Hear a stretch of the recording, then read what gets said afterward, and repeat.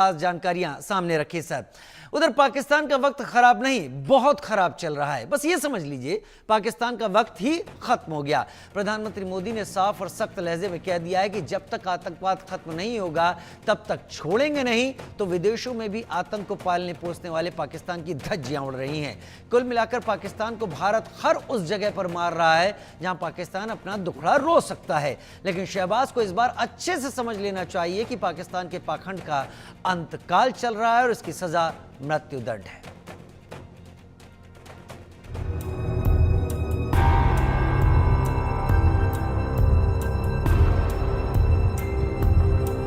मोदी की सौगंध, पाकिस्तान का अंत। पाकिस्तान का समय पूरा, 75 साल बहुत जी लिया। शहबाज मुनीर का सरेंडर, पाकिस्तान का गेम ओवर। बहुत हुआ पाखंड, अब पाक को मृत्युदंड।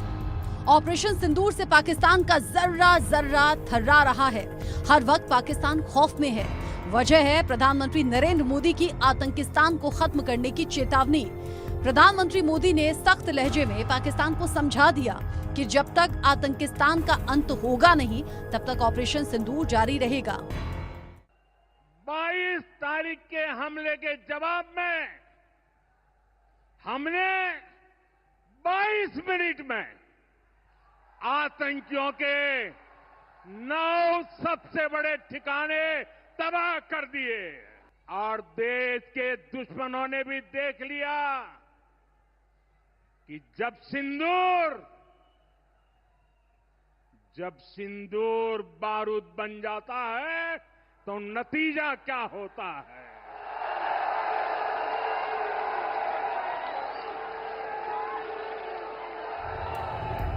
प्रधानमंत्री मोदी का ये तेवर अब पाकिस्तान को अच्छे से समझ में आ रहा है। पाकिस्तान ने वो गलती कर दी है जिसकी कीमत पूरा पाकिस्तान चुकाएगा। दुनिया भर में रोने वाला पाकिस्तान, दुनिया भर के सामने प्रोपेगेंडा फैलाने वाला पाकिस्तान उस दहलीज पर खड़ा है जहां से पाकिस्तान का वजूद खत्म होने की कगार पर है। दरअसल उत्तर प्रदेश के मुख्यमंत्री योगी आदित्यनाथ ने भी पाकिस्तान को ललकारते हुए कहा कि पाकिस्तान अब ज्यादा दिन नहीं बचेगा, उसका समय पूरा हो चुका है। पाकिस्तान को जितना जीना था वो जी चुका है, जिसका मतलब है पाकिस्तान की उम्र खत्म हो चुकी है।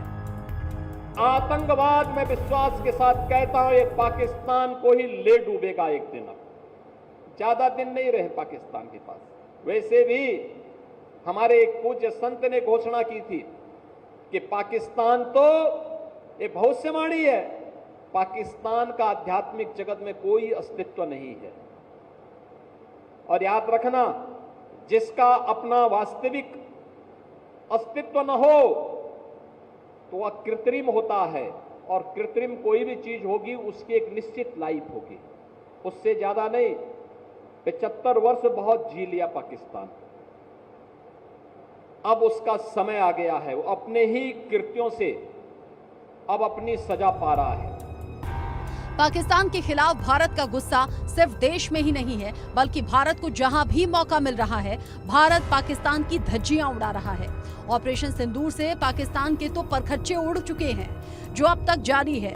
दरअसल यूएनएससी में भारत ने पाकिस्तान को जमकर लताड़ा और साबित किया कि पाकिस्तान आतंकवाद का काला आईना है, जो सिर्फ आतंकवाद को बढ़ावा देता है।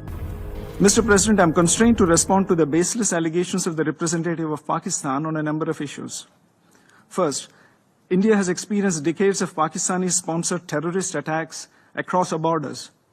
This has ranged from the horrific 26/11 attack on the city of Mumbai to the barbaric mass murder of innocent tourists in Pahalgam in April 2025. The victims of Pakistani terrorism have been predominantly civilians, since its objective has been to attack our prosperity, our progress and our morale. For such a nation to even participate in a discussion on protection of civilians is an affront to the international community. Second, Pakistan has repeatedly used a civilian cover to advance the cause of terrorism. We just recently saw senior government, police and military officials pay respects at the funeral of noted terrorists targeted by Operation Sindoor.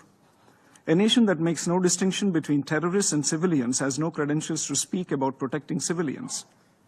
Third, earlier this month, the Pakistani army deliberately shelled our border villages, killing more than 20 civilians and injuring more than 80.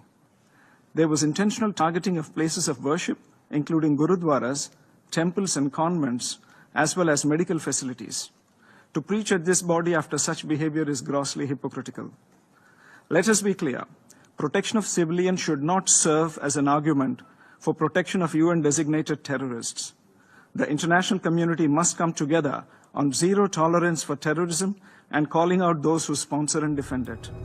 जहां एक तरफ UNSC में भारत ने पाकिस्तान के धागे खोल कर रख दिए, तो वहीं दूसरी तरफ जर्मनी में विदेश मंत्री डॉक्टर एस जयशंकर ने पाकिस्तान को आतंक का आका बताया।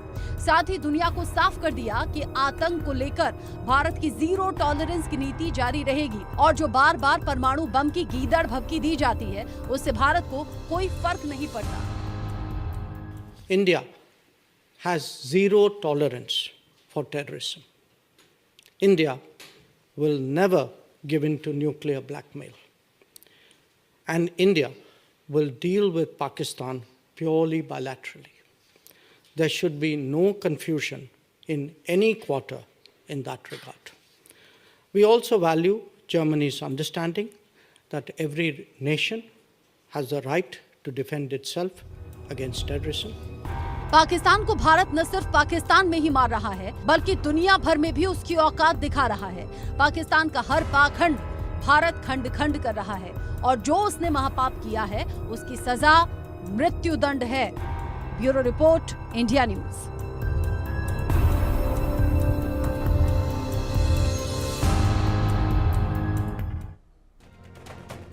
इसी के साथ हमारी इस खास पेशकश में फिलहाल इतना ही।